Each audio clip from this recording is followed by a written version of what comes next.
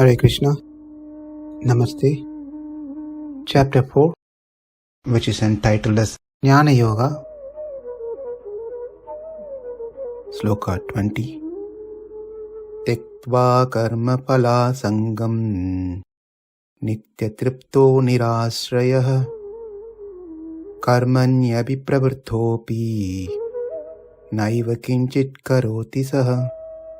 So the fundamental teaching to achieve this stage is to do karma that doesn't produce the papa and punya. So again, the difference between the karma and jnana is karma gives punya, papa, whereas jnana doesn't give punya and papa. Jnana means the atma jnana, not any other jnana. Atma jnana, about the self, about the atma. We can't say that I'm doing my karma and then I'm having a knowledge of something else, the material thing. That's certainly going to give a papa and punya reaction. So the jnana, what we are talking is about the atma. So the only way this can be achieved is to change our goals from fruitive results to atma consciousness or Krishna consciousness. That should be the goal. Removing, the action continues, but the goal of that action needs to be shifted. Initially, my goal of my action is to get something out of it, some fruits out of it, some result, good result out of it. Now, that fruitive mentality is gone, replaced by Atma or Krishna. That should be the goal. So one has to do their karma to become self-realized. As one does their karma with a proper knowledge, that knowledge will burn continuously the papa and punya that has been generated by the action. So these two work in parallel. This has to work in parallel. So let's see an example here. If someone is sick, some infection, so the doctor recommends a course of treatment to follow, and the doctor is giving an antibiotics to kill the infection, bacteria, to get well. But the antibiotics has its own side effect. We all know that. So the same doctor, also recommends the patient to follow certain diet, or maybe he might give some additional tablets, vitamin tablets or something to address the side effect. So the purpose is to cure the person. Curing is by taking antibiotics, but while he's doing the antibiotics program course, there are some side effects. Therefore, to address the side effect, there's another course or another treatment is being given. So these two runs in parallel. Likewise, we continue doing our karma. That can never be stopped because it's our dharma. And karma is not going to stop producing its result of papa and punya. It's going to do its job. So when we apply the proper knowledge, jnana, that jnana will take care of the side effect, which are the papa and punya.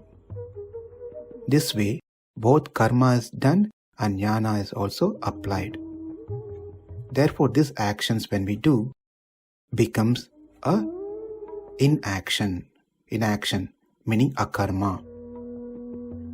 Say, when we are chanting the names of Krishna, or we are chanting some mantras, slokas, stotra, if we chant it in, that action is karma. If you are just chanting, it is simply a karma. It may give some good material result, good life, some safety, some security in life, etc., etc.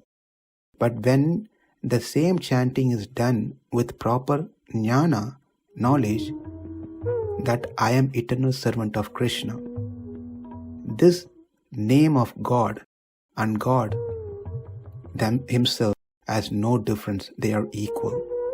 When I chant these names or stotra or sloka, it purifies my contaminated mind. When one does this, then gradually that person's karma turns into full-fledged jnana, knowledge, and that person becomes fully Krishna consciousness. This applies in any services that we do. This is the practice one should do very consciously every moment as they do any services. And now there's one more classification or differences that we need to understand about jnana before we conclude this summary. The jnana can be classified into two. That is a beginning stage of knowledge and the matured stage of knowledge. So we'll see this with an example. A child playing a game, say a video game. A father tells the child to stop playing the video game and spend time usefully in focusing on studies. And I, or the father, explains the benefits of the studying rather than wasting time on the video game. Now the child reluctantly takes up studies. Reluctantly. When the same child grows, become a young man, say in his 20s, whatever, 30s, and if this young man birthday comes, now I give a gift to this man, a video game, telling that your favorite game, this is what you like, your favorite game, video game. Now this gift that I gave is not going to be valued or appreciated because now the child is grown, not only physically, but his jnana, the knowledge, has also grown, matured. Therefore, it's going to reject the video games now voluntarily, not by force, like how he was forced to renounce the video game and take up studies when he was a child. This time, even I don't need to instruct this young man or tell him about the benefits of not playing video game, but to study. There's nothing need to be told. Now he's already realized. What has been told before by me when he was a child, now it's been realized. Initially, it was a beginning knowledge. Now it's a mature knowledge. Therefore, the knowledge that the child had and the knowledge that the same child had when he is grown are two different levels of knowledge. Likewise, the jnana that one has initially is on the sadhana stage, is a practitioner stage. It is mostly theoretical, that I am not the body, I am Atma, I am servant of Krishna, etc., etc. It's all theoretical, but it's sadhana, it's a practice. And the jnana that one will achieve later is a matured one. It is no more theoretical, it's realized, practically realized. Therefore, the jnana in the beginning and jnana in the second stage, sadhana and prapya. The second stage is prapya and the first stage is sadhana, are two different knowledges. The subject is same though. So the initial knowledge will burn the immediate papa and punya of the karma. Whatever the action that we are doing now, having that knowledge, even it is just a knowledge, initial knowledge, that knowledge will still burn the papa or punya of my action. When the knowledge matures to its complete state, that knowledge, when it's matured, will burn the prachina karma, all my karmas, previous papa and punya. One more important difference between the karma and jnana in the sadhana stage or during the initial stage of knowledge, there are always chances for the karma to give the result of papa and punya. We are talking about the knowledge in the beginning stage. What we are talking here or discussing here is, in the beginning stage of this jnana, the karma always has the chances to give the result papa or punya. Why? Because taking the same example of the child accepted the advice of the father, not because it is fully convinced, but out of force.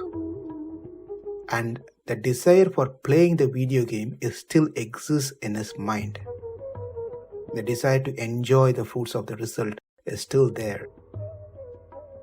Therefore, there are high chances that the karma will produce papa and punya.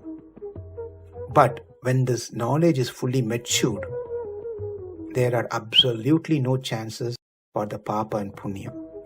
That is, when the child is a young man, even if I force that young man to play video game, he is not going to show any interest. Therefore, there is no reaction for the action. One last item. We learned that karma, the action, will never come to existence unless the jnana is there. That is, I need to think first to make an action. That is, I need to think that I want to go to a shop. If the thought is not there, the action will not come into existence. So, why do you want to go to temple? To do some service. Why do you want to do service? To please God. Why do you have to please God? Because He is my Lord. Why He is your Lord? Because I am His servant. Why you are His servant? Because I am part and parcel of the Supreme Lord. Therefore, always there is a jnana, there is a thought, thinking process before the action come into existence. If someone does karma, the action, without jnana, the knowledge, then that person is called insane or a mentally ill person, mental person. So the person does whatever, moving his hands and talking something and doing something, but doesn't have knowledge. So one might argue to defeat the statement that karma will not happen without jnana. The answer is, the person who is mental also has jnana. That jnana is called ajnana, which is absence of jnana. So jnana has two flavors. One is jnana by itself, and another is ajnana. Therefore, even one who is doing karma without proper understanding, doing with the other flavor of jnana, which is called ajnana. So, since no one can ever do any karma without jnana, therefore, what is the difficulty to see karma in the form of jnana? So this is a very important topic that Krishna speaks here. When we apply this in our services, then the result will be amazing. If we take it light, then we again go back into producing papa and punya. This is what we have learned so far from these set of 3 slokas. Namaste, Hare Krishna.